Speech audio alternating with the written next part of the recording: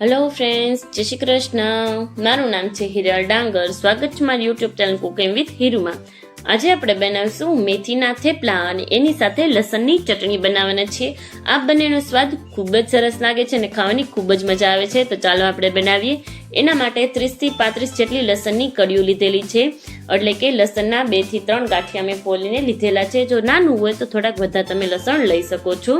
અને હવે આપણે આને ખાંડી દસ્તાની અંદર નાખીને ખાંડી લેશું. આવી રીતે ખાંડોથી નાખવા સ્વાદ ખૂબ જ સરસ આવે છે. તમે મિક્સરમાં કરી શકો છો, પણ આનો સ્વાદ આવી જ રીતે બહુ જ સરસ આવે છે ચટણીની અંદર.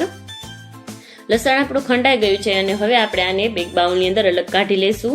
લાલ મરચું પાવડર એડ કરશું. અત્યારે મેં 2 ચમચી કાશ્મીરી અને 1 ચમચી જે આપણે રેગ્યુલર તીખું મરચું આવે છે એ લીધેલું છે.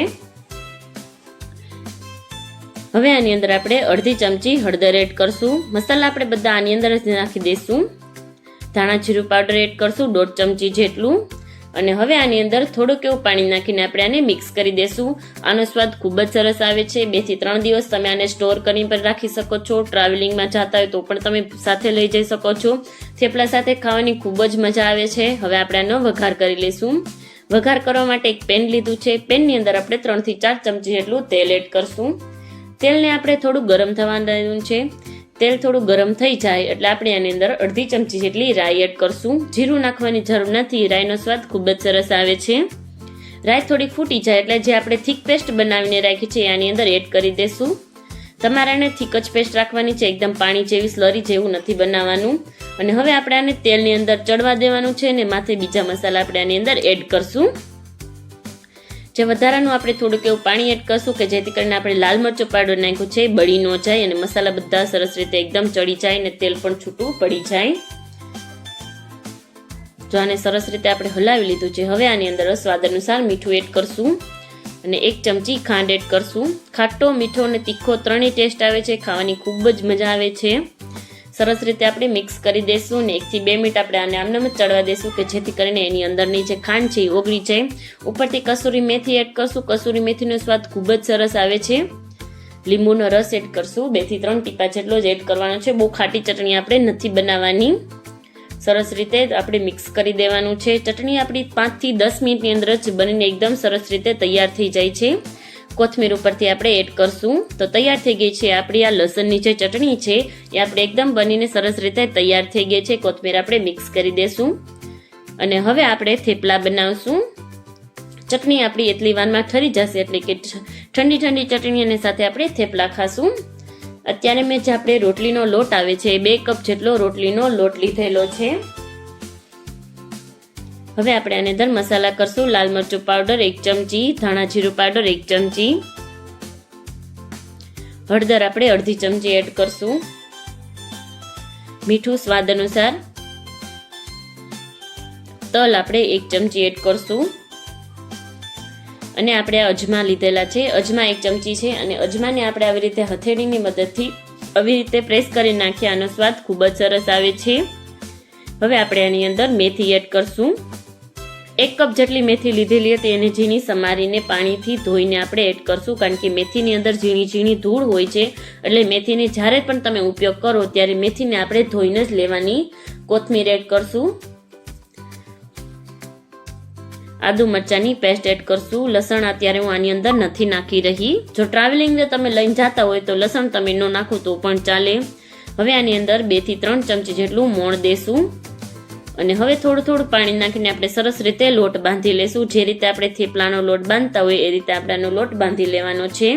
એટલે કે રોટલીનો લોટ જે રીતનો બાંધતા હોય એ રીતનો બાંધી લેવાનો છે. સરસ રીતે આપણે આનો લોટ બનાવીને તૈયાર કરી લેશું. લોટ આપણો બંધાઈને એકદમ તૈયાર થઈ ગયો છે. ઉપરથી આપણે થોડુંક એવું મોણ દેશું અને લોટને આપણે સરસ રીતે કહણી લેશું. લોટને આપણે થોડી વાર રેસ્ટ ઉપર પણ રાખી દેશું એટલે કે લોટની અંદર સરસ રીતે કોણ આવી જાય. એટલા માટે લોટને આપણે થોડી વાર રેસ્ટ થવા દેવો જરૂરી છે. જો રોટલીનો લોટ તમે બાંધીને ડાયરેક્ટ રોટલી કરતા હો તો થોડી વાર તમે એને રેસ્ટ આપો તો રોટલી એકદમ સરસ રીતે કૂણી અને પોચી બને છે. હવે આપણે આના નાના નાના લુવા બનાવી લેશું કે જેવડા તમે થીક કે મોટા થેપલા બનાવો હોય એ રીતે તમે લુવા બનાવી શકો છો. લુવા આપણા એકદમ બધા બનીને તૈયાર થઈ ગયા છે. હવે આપણે આને એક પાટલી વેલણની મદદથી લઈને આનું એક સરસ રીતે ગોળ થેપલા બનાવી લઈશું. કોરો લોટ લઈને મદદથી આપણે આના સરસ રીતે થેપલા બનાવી લેવાના છે. બધા થેપલા આપણે એકસાથે જ વણીને રાખી દઈશું અને પછી આપણે થેપલાને તળી લેશું. ટ્રાવેલિંગની અંદર લઈને જતા હોય તો થેપલાને તમે ઝાઝા બધા એકસાથે બનાવીને 3 થી 4 દિવસ માટે આને ખાઈ શકો છો, જેથી કરીને કે તમારે બહારનું પણ ખાવું ના પડે અને ઘરનું તમે ખાઈ શકો છો. અને હેલ્ધી છે, ટેસ્ટી છે, ખાવામાં ખૂબ જ મજા આવે છે. અને આ થેપલાની ચટણી સાથે ખાવાની તો બહુ જ મજા આવે છે. થેપલો આપણું બનીને એકદમ સરસ રીતે તૈયાર થઈ ગયું છે. આવી જ રીતે આપણે બધા થેપલાને વણીને તૈયાર કરી લેશું. થેપલા આપણા બધા વણીને તૈયાર થઈ ગયા છે. હવે આપણે આને તળી લેશું. તળવા માટે મેં અત્યારે જે લોખંડની લોઢી આવે છે એ લીધેલી છે. સરસ રીતે આપણે લોઢીને ગરમ થવા દેશું. લોઢી આપણી ગરમ થઈ જાય એટલે ઉપરથી આપણે થેપલું એડ કરશું અને હવે બંને સાઈડ ફેરવીને આપણે થેપલાને ચડવા દેવાનું છે.